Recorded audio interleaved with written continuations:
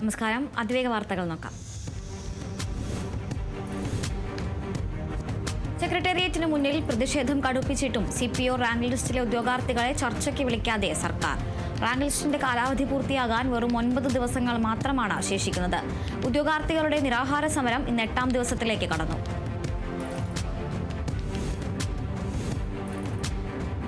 വേതന വർധനമടക്കം ആവശ്യപ്പെട്ട് സെക്രട്ടേറിയറ്റിന് മുന്നിൽ നടത്തുന്ന ആശാപ്രവർത്തകരുടെ സമരം ശക്തമാക്കുന്നു. ഏപ്രിൽ 12-ന് സാമൂഹിക സാംസ്കാരിക പ്രവർത്തകരുടെ നേതൃത്വത്തിൽ പൗരസാഗരം സംഘടിപ്പിക്കും. ധർമ്മവും അധർമ്മവും തമ്മിലുള്ള പോരാട്ടമാണ് നടക്കുന്നതെന്ന് ആശാപ്രവർത്തകർ പറഞ്ഞു. വിഴിഞ്ഞത്ത് വയബിലിറ്റി ഗ്യാപ് ഫണ്ട് സ്വീകരിക്കുന്നതിനുള്ള കരാറിൽ ഇന്ന് സംസ്ഥാന സർക്കാർ ഒപ്പുവയ്ക്കും. 2 കരാറുകളാണ് ഒപ്പിടുന്നത്. കേന്ദ്രവും പണം സ്വീകരിക്കുന്ന അദാനി വിഴിഞ്ഞം പോർട്ട് പ്രൈവറ്റ് ലിമിറ്റഡ് കമ്പനിയും ബാങ്ക് കൺസോർഷ്യവുമായുള്ള ത്രികക്ഷി കരാറിലാണ് ആദ്യം ഒപ്പുവയ്ക്കുക.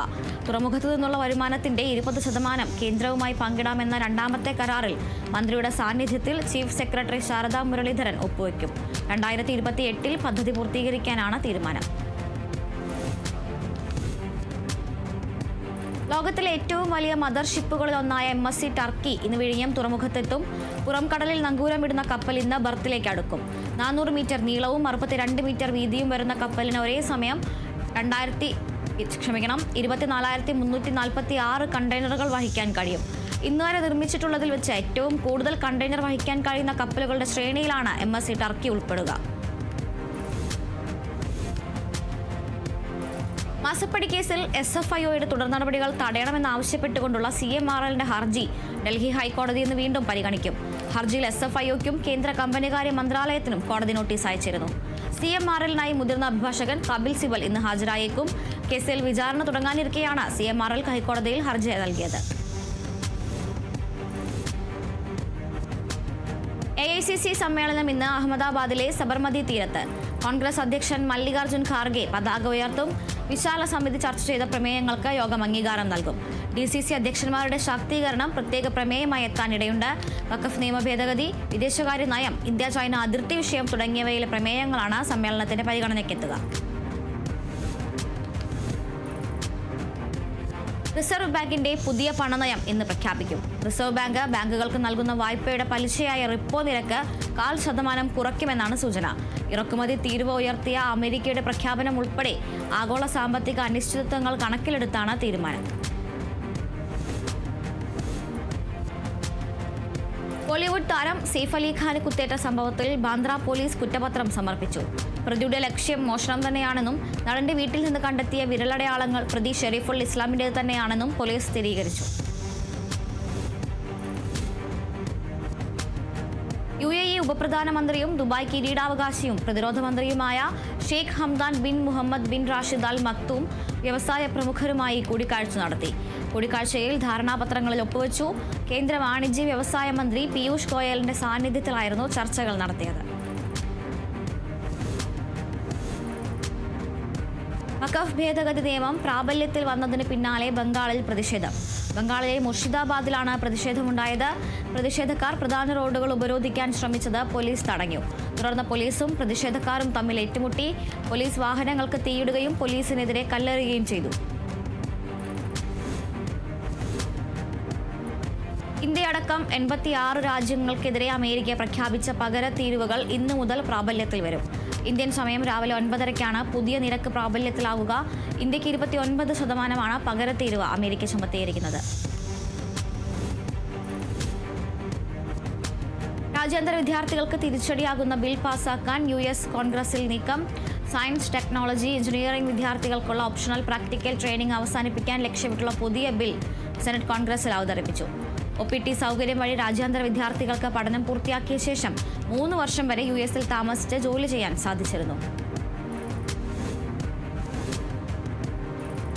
കനേഡിയൻ പ്രധാനമന്ത്രി മാർക്ക് കാർണി ടൊറന്റോയിലെ BPS സ്വാമിനാരായൺ മന്ദിർ സന്ദർശിച്ചു. ശ്രീരാമന്റെയും ശ്രീ സ്വാമിനാരായണന്റെയും ജന്മവാർഷികമായ രാം നവമി, സ്വാമിനാരായൺ ജയന്തി എന്നിവ അനുബന്ധിച്ചായിരുന്നു പ്രധാനമന്ത്രിയുടെ സന്ദർശനം.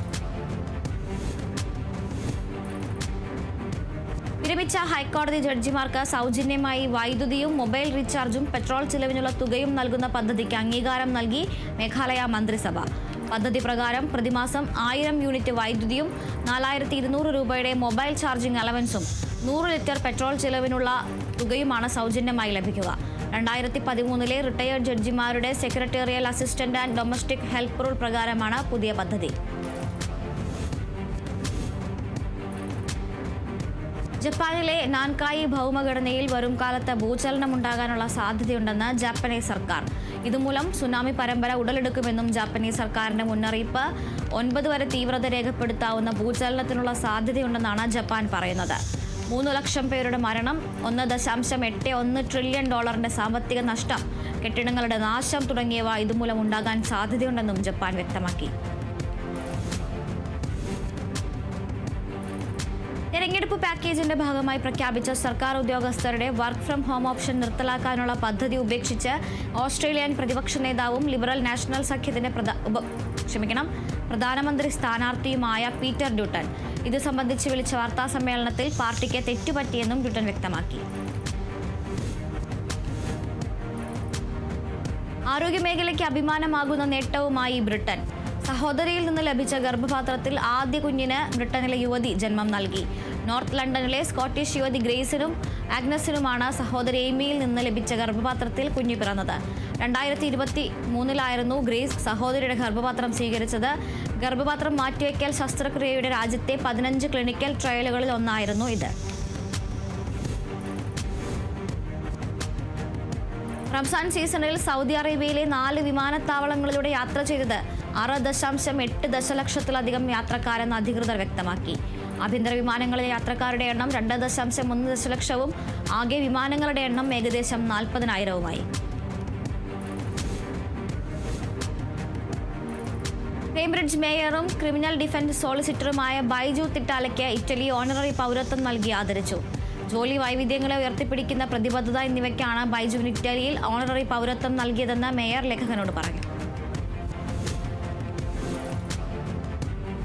ഏകദേശം 100 ടൺ ഭാരമുള്ള മുതലകളെ ലേലത്തിന് വെച്ച് ചൈനീസ് കോടതി.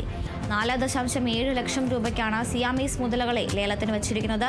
മുതലയെ വാങ്ങുന്നവർ നേരിട്ട് വന്ന് കൈപ്പറ്റണമെന്നും ലോഡിംഗ് ചാർജ്, ഗതാഗതം എന്നിവ ഉൾപ്പെടെയുള്ള എല്ലാ ചെലവുകളും വഹിക്കണമെന്നും ഷെൻഷൻ നാൻഷൻ പീപ്പിൾസ് കോടതി ഉത്തരവിട്ടു. കണ്ണൂരിൽ കാട്ടുതേനീച്ചയുടെ കുത്തേറ്റ് അങ്കണവാടി ടീച്ചർക്ക് പരിക്ക്. പന്നിയോട് അങ്കണവാടിയിൽ അധ്യാപിക ചെന്നപ്പൊയിൽ സ്വദേശി N ശ്രീദേവിക്കാണ് തേനീച്ചയുടെ കുത്തേറ്റത്. വനത്തിലൂടെ അങ്കണവാടിയിലേക്ക് പോകുന്ന വഴിയാണ് തേനീച്ചയുടെ ആക്രമണമുണ്ടായത്. തേനീച്ചക്കൂട്ടത്തിൽ നിന്നും രക്ഷപ്പെടാൻ അധ്യാപിക ഓടി സമീപത്തെ കുളത്തിൽ ചാടിയെങ്കിലും ദേഹമാസകലം കുത്തേറ്റിരുന്നു. അബോധാവസ്ഥയിലായ ശ്രീദേവിയെ കൂത്തുപറമ്പ് താലൂക്ക് ആശുപത്രിയിൽ പ്രവേശിപ്പിച്ചു. വയനാട്ടിലെ ജനവാസ മേഖലയിൽ കരടി ഇറങ്ങുന്നത് തുടർക്കഥയാകുന്നു. പ്രദേശത്തെ കർഷകരടക്കം കരടി ഭീതിയിലാണ്. കരടി അടക്കമുള്ള വന്യമൃഗശല്യത്തിന് പരിഹാരം കണ്ടില്ലെങ്കിൽ ശക്തമായ പ്രതിഷേധത്തിലേക്ക് നീങ്ങുമെന്ന് കർഷകർ വ്യക്തമാക്കി. കഴിഞ്ഞ കുറേ ദിവസങ്ങളായി പ്രദേശത്ത് കരടി ശല്യം വ്യാപിച്ചു വരികയാണെന്നാണ് പ്രദേശവാസികൾ പറയുന്നത്. തൃശൂർ കൊടുങ്ങല്ലൂരിൽ നിരോധിത പുകയില ഉൽപ്പന്നങ്ങൾ കച്ചവടം നടത്തിയയാൾ പിടിയിൽ. കാവിൽക്കടവ് സ്വദേശി നൂറുദ്ദീനാണ് പിടിയിലായത്. ലഹരിക്കെതിരായുള്ള ഓപ്പറേഷൻ ക്ലീൻ സ്റ്റേറ്റിന്റെ ഭാഗമായുള്ള റെയ്ഡിലാണ് പുകയില ഉൽപ്പന്നങ്ങൾ പിടിച്ചെടുത്തത്. സ്കൂൾ വിദ്യാർത്ഥികൾക്കും മറ്റും ഹാൻഡ്സ് വിൽക്കുന്നതായി രഹസ്യ വിവരം ലഭിച്ചതിനെ തുടർന്നുള്ള പരിശോധനയിൽ 3 കിലോഗ്രാം ഹാൻഡ്സും പുകയില ഉൽപ്പന്നങ്ങളും കണ്ടെത്തി. തൃശൂർ ചെറുതുരുത്തിയിൽ നിരവധി കേസുകളിൽ പ്രതികളായ സഹോദരങ്ങൾക്കെതിരെ കാപ്പ ചുമത്തി. ചെറുതുരുത്തി സ്വദേശികളായ ഷജീർ, റജീബ് എന്നിവർക്കെതിരെയാണ് കാപ്പ ചുമത്തിയത്. ജില്ലാ കളക്ടർ അർജുൻ പാണ്ഡ്യൻ IAS ആണ് സാമൂഹ്യവിരുദ്ധ പ്രവർത്തനങ്ങൾ തടയും പ്രകാരമുള്ള കാപ്പ ചുമത്തി ഉത്തരവിറക്കിയത്. തൃശൂർ ഇരിങ്ങാലക്കുടയിൽ യുവാവിനെ കൊലപ്പെടുത്താൻ ശ്രമിച്ച കേസിൽ 2 പേർ റിമാൻഡിൽ. എടക്കുളം സ്വദേശി മിഥുൻ, കണ്ടേശ്വരം സ്വദേശി വിഷ്ണു എന്നിവരെയാണ് റിമാൻഡ് ചെയ്തത്. കാട്ടുങ്ങച്ചിറ സ്വദേശി ജ്യോതിഷിനെയാണ് പ്രതികൾ കരിങ്കല്ലുകൊണ്ട് അടിച്ച് കൊലപ്പെടുത്താൻ ശ്രമിച്ചത്.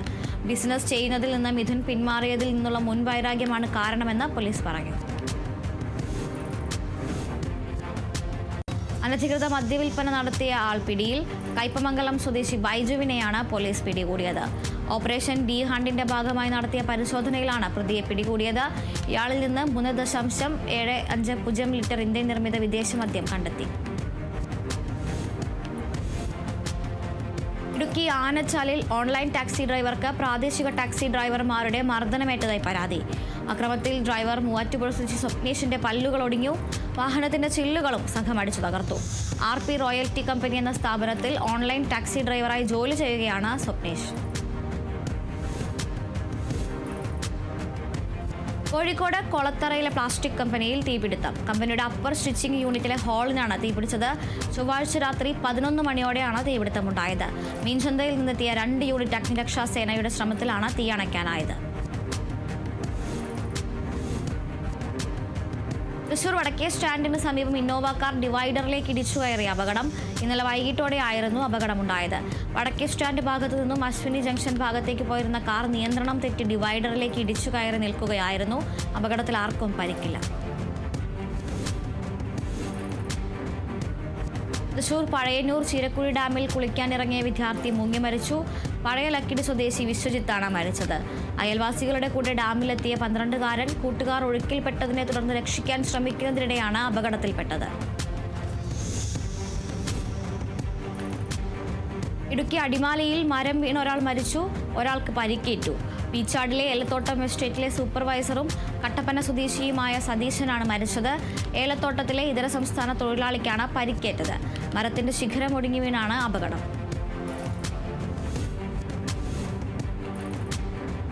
കൊല്ലം പരവൂരിൽ ഉറങ്ങിക്കിടന്ന മകനെ പിതാവ് വെട്ടി പരിക്കേൽപ്പിച്ചു. കുറുമണ്ടൽ സ്വദേശി അഭിലാഷിനെയാണ് പിതാവ് രാജേഷ് വെട്ടി പരിക്കേൽപ്പിച്ചത്. സംഭവത്തിൽ പിതാവ് രാജേഷിനെ പോലീസ് കസ്റ്റഡിയിലെടുത്തു.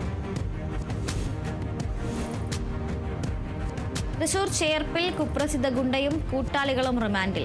എളന്തുരുത്തി സ്വദേശി അമിത് ശങ്കർ, കാട്ടൂർ മുനയം സ്വദേശികളായ ബാലു, അഭിജിത്ത്, പ്രബിൻ, കാനാട്ടുകര സ്വദേശി വിജിൽ എന്നിവരെയാണ് ചേർപ്പ് പോലീസ് അറസ്റ്റ് ചെയ്തത്. ഇവർ നിരവധി കേസുകളിൽ പ്രതികളാണെന്നും പോലീസ് വ്യക്തമാക്കി. തിരുവനന്തപുരം വെള്ളറടയിൽ SNDP ശാഖാമന്ദിരത്തിന്റെ ജനൽ ചില്ലുകൾ തകർത്ത നിലയിൽ. വിവരമറിഞ്ഞെത്തിയ പോലീസ് അക്രമികൾക്കായി തിരച്ചിൽ നടത്തിയെങ്കിലും കണ്ടെത്താനായില്ല. സംഭവത്തിൽ വെള്ളറട പോലീസ് കേസെടുത്ത് അന്വേഷണം ആരംഭിച്ചു.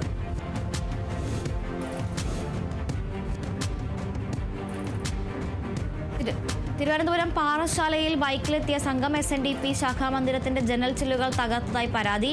പരാതിയുടെ അടിസ്ഥാനത്തിൽ വെള്ള പോലീസ് 10 പേർക്കെതിരെ കേസെടുത്തു. അക്രമികളെക്കുറിച്ചും ആക്രമണ കാരണത്തെക്കുറിച്ചും വിശദമായ അന്വേഷണം ആരംഭിച്ചതായി പോലീസ് വ്യക്തമാക്കി. തൃശൂർ വാടാനപ്പള്ളിയിൽ അത്യാസന്ന നിലയിലായ രോഗിയെയും കൊണ്ടുപോയ ആംബുലൻസ് 10 മിനിറ്റോളം ഗതാഗതക്കുരുക്കിൽപ്പെട്ടു. തൃശൂർ മെഡിക്കൽ കോളേജിലേക്ക് രോഗിയുമായി പോയ വലപ്പാട് ഫാമിലി ഹെൽത്ത് സെന്ററിലെ ആംബുലൻസാണ് ചുങ്കം സ്റ്റോപ്പിനടുത്ത് ഗതാഗതക്കുരുക്കിൽപ്പെട്ടു അലഞ്ഞത്. അദ്വേഗ വാർത്തയിൽ ഇനിയൊരു ഇടവേള. അദ്വേഗ വാർത്തകൾ തുടരുന്നു.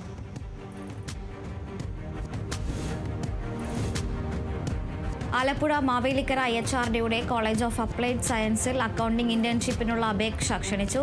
കൊമേഴ്സ് വിഷയങ്ങളിൽ UG കോഴ്സ് ചെയ്യുന്നവർക്കും അപേക്ഷിക്കാം.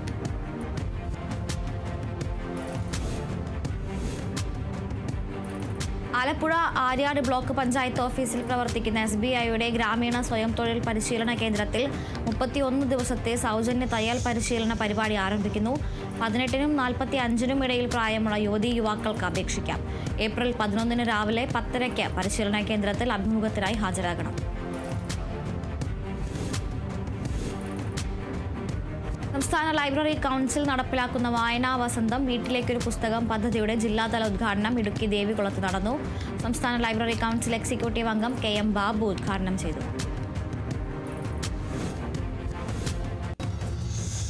പറവകൾക്ക് തണ്ണീർക്കുടം ഒരുക്കി Malappuram focus group scouts and guides വിദ്യാർത്ഥികൾ. വേനൽ കടുത്തതോടെ കുളങ്ങളും തോടുകളും പറ്റിയ സാഹചര്യത്തിലാണ് പക്ഷികൾക്ക് വിദ്യാർത്ഥികൾ കരുതലാകുന്നത്. Tirur block panchayat member TV Ramsheeda teacher ഉദ്ഘാടനം ചെയ്തു.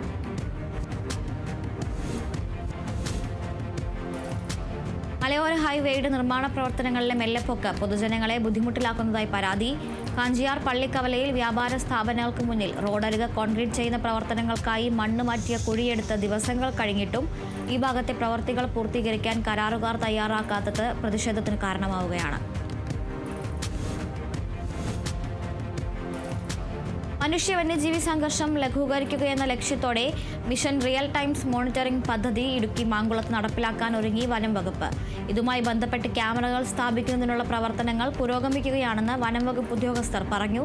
വന്യജീവികളുടെ സാന്നിധ്യം മുൻകൂട്ടി തിരിച്ചറിഞ്ഞ ആളുകൾക്ക് ജാഗ്രതാ നിർദ്ദേശം നൽകുന്നതാണ് പദ്ധതി. പാലക്കാട് മലപ്പുറം ജില്ലാ അതിർത്തിയായ നീലിയാട് പാലം അപകടാവസ്ഥയിൽ. പാലത്തിന്റെ അടിത്തറ ഭാഗത്തെ കല്ലുകൾ ഇളകുകയും കോൺക്രീറ്റ് ഭാഗങ്ങൾ തകരുകയും ചെയ്തു. പ്രളയകാലത്ത് ശക്തമായി വെള്ളം കുത്തിയൊലിച്ചതാകാം കാരണമെന്നാണ് പ്രാഥമിക നിഗമനം. പാലത്തിന്റെ ബലക്ഷയം പരിശോധിക്കാൻ ഉദ്യോഗസ്ഥർ സന്ദർശനം നടത്തി. ഭീമമായ കോർട്ട് ഫീ വർധനവിനെതിരെ Kerala advocate clerks association Idukki Devikulam യൂണിറ്റിന്റെ നേതൃത്വത്തിൽ പ്രതിഷേധ ദിനം ആചരിച്ചു. Devikulam bar association president advocate NC Rajesh ഉദ്ഘാടനം ചെയ്തു.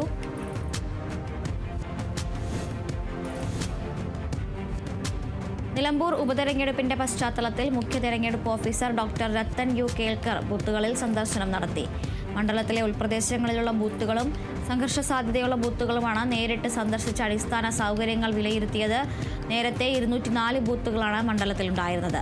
തെരഞ്ഞെടുപ്പിനായി 59 പുതിയ പോളിംഗ് ബൂത്തുകൾ ഉൾപ്പെടെ ആകെ 263 പോളിംഗ് ബൂത്തുകളാണ് ഇത്തവണ സജ്ജമാക്കുന്നത്. തൃശൂർ ഗവൺമെന്റ് മെഡിക്കൽ കോളേജിൽ വിദ്യാർത്ഥി യൂണിയന്റെ നേതൃത്വത്തിൽ മെഡിക്കൽ കോളേജ് ആശുപത്രിക്ക് മുന്നിൽ നിന്നും കൂട്ടയോട്ടം സംഘടിപ്പിച്ചു. ലഹരി വിരുദ്ധ ക്യാമ്പയിനിന്റെ ഭാഗമായാണ് കൂട്ടയോട്ടം സംഘടിപ്പിച്ചത്. വിവിധ സർവീസ് സംഘടനകളുടെയും പ്രിൻസിപ്പാളിന്റെയും ആഹ്വാനപ്രകാരം നിരവധി മെഡിക്കൽ കോളേജ് ജീവനക്കാരും കൂട്ടയോട്ടത്തിൽ പങ്കെടുത്തു. കൂട്ടയോട്ടം അവണൂർ ഗ്രാമപഞ്ചായത്ത് president Shrimati Thankamani Sankunni flag off ചെയ്തു. തൃശൂർ പെരിങ്ങോട്ടുകര താന്യം ഗ്രാമപഞ്ചായത്തിലെ കണിവെള്ളരി കൃഷിയുടെ വിളവെടുപ്പ് നടന്നു. വിഷുവിനോടനുബന്ധിച്ച് എൻ്റെ വീട്ടിലും കണിവെള്ളരി എന്ന പദ്ധതിയുടെ ഭാഗമായാണ് വെള്ളരി കൃഷി. വിളവെടുപ്പ് വാർഡ് മെമ്പർ ആൻഡോ തൊറയൻ ഉദ്ഘാടനം ചെയ്തു. വിഷുവിന് ഇനി വിരലിലെണ്ണാവുന്ന ദിവസങ്ങൾ ബാക്കി നിൽക്കെ കണ്ണോത്തുംചാൽ ബിഷപ്പ് ഹൗസിനടുത്തുള്ള വഴിയരികിൽ വിൽപ്പനയ്ക്ക് ഒരുങ്ങി 100 കണക്കിന് കൃഷ്ണവിഗ്രഹങ്ങൾ. വിവിധ മാതൃകകളിൽ മനോഹരമായ കൃഷ്ണവിഗ്രഹങ്ങൾ ഒരുക്കുന്നത് രാജസ്ഥാൻ സ്വദേശികളാണ്. പ്ലാസ്റ്റർ ഓഫ് പാരീസിൽ ഒരുക്കുന്ന വിഗ്രഹങ്ങളുടെ വില 100 രൂപ മുതൽ 1800 രൂപ വരെയാണ്.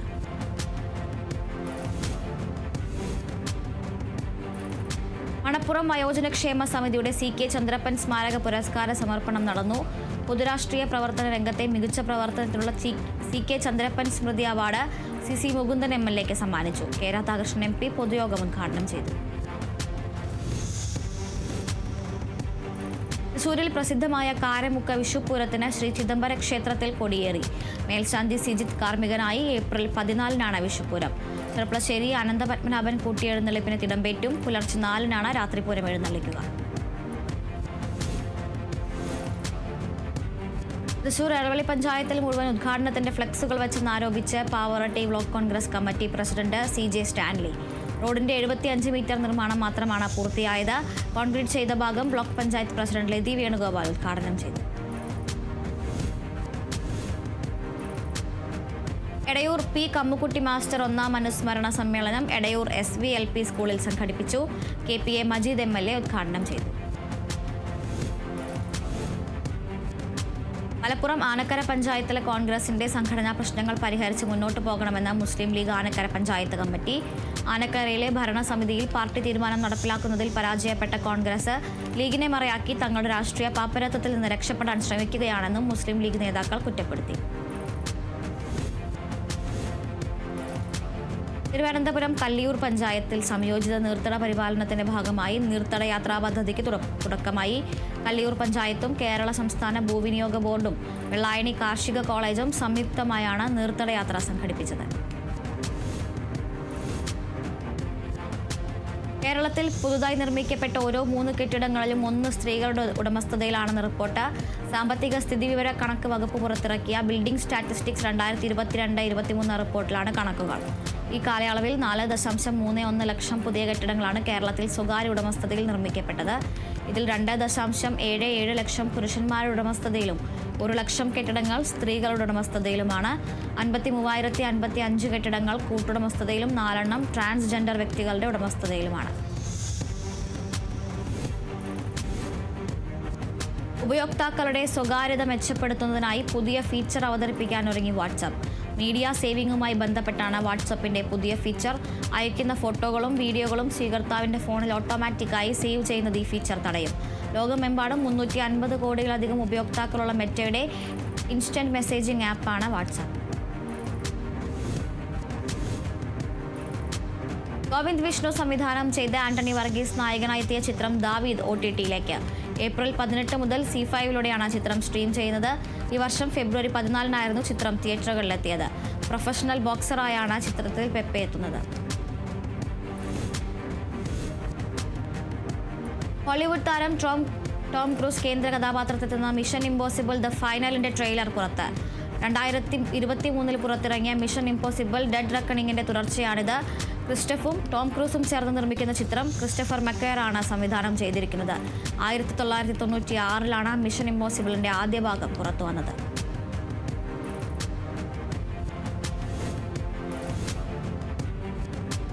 ദിലീപിനെ നായകനാക്കി നവാഗതനായ ബിൻഡോ സ്റ്റീഫൻ സംവിധാനം ചെയ്യുന്ന ചിത്രം ഫ്രണ്ട്സ് ആൻഡ് ഫാമിലിയുടെ റിലീസ് തീയതി പ്രഖ്യാപിച്ചു. മെയ് 9-ന് ചിത്രം തിയേറ്ററുകളിലെത്തും. മാജിക് ഫ്രെയിംസിന്റെ ബാനറിൽ ലിസ്റ്റിൻ സ്റ്റീഫൻ നിർമ്മിക്കുന്ന ചിത്രം പൂർണ്ണമായും ഒരു കുടുംബ ചിത്രമാണെന്നാണ് അണിയറക്കാർ പറയുന്നത്. ഷാരിസ് മുഹമ്മദ് രചന നിർവഹിക്കുന്ന ചിത്രം കൂടിയാണിത്.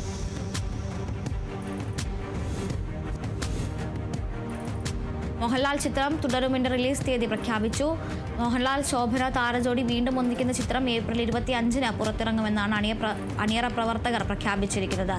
സംവിധായകൻ തരുൺ മൂർത്തിയും മോഹൻലാലും ചിത്രത്തിന്റെ റിലീസ് തീയതി പ്രഖ്യാപിച്ചുകൊണ്ടുള്ള പോസ്റ്ററുകൾ പങ്കുവച്ചു.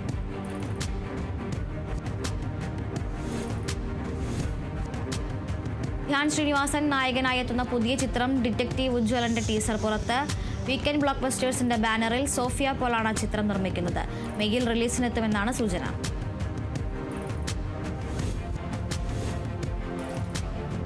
രാം ചരൺ നായകനായി എത്തുന്ന പുതിയ ചിത്രം പെഡിയുടെ റിലീസ് തീയതി പ്രഖ്യാപിച്ചു. ചിത്രം 2026 മാർച്ച് 27-ന് തിയേറ്ററുകളിലെത്തും. ബുച്ചി ബാബു സന സംവിധാനം ചെയ്യുന്ന പാൻ ഇന്ത്യൻ ചിത്രത്തിൽ നടിയായി എത്തുന്നത് ബോളിവുഡ് താരം ജാൻവി കപൂറാണ്.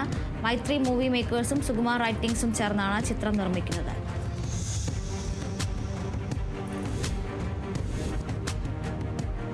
ഇന്ത്യൻ പ്രീമിയർ ലീഗിൽ ഇന്ന് രാജസ്ഥാൻ റോയൽസും ഗുജറാത്ത് ടൈറ്റൻസും ഏറ്റുമുട്ടും. രാത്രി 7:30 അഹമ്മദാബാദിലാണ് മത്സരം. സീസണിലെ 3-ാം ജയം ലക്ഷ്യമിട്ടാണ് രാജസ്ഥാൻ ഇറങ്ങുന്നത്.